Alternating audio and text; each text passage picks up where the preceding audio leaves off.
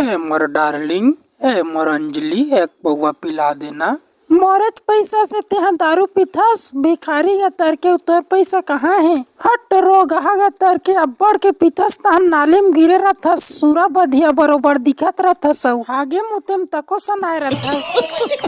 ए माँ मोला कैसे लागत है? ते फिर आगे से रोगहा दारू पी के लफरा तको बोल माँ, मोला भूख लागत है, मुर्गा मटन खवा देना। कैसन बस साथ है तोर मुँह हा? आज काय पी के आए हस रे? आज मैं कौवा बिरयानी खा के आया हूँ माँ।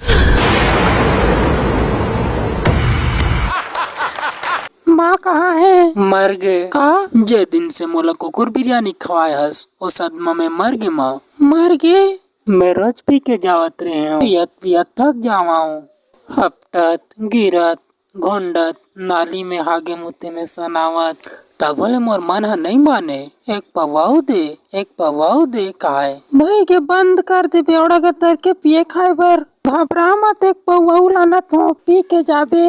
अंजले तय मोला दारू तो पिलाबे, फिर मैं तोर पाँव परत हूँ, कौवा बिरयानी तको ला दे। ज्यादा मत गोठिया, इसन कुकुर बिरयानी तको खवा दूँ तो मोला सब कुकुर बेवड़ा कहा थे, गधा तको कहा थे, मोर डौकी है तको मोला निभावत है। कौन कथे कुकुर बेवड़ा, मैं तो तोला गधा तको कथूं।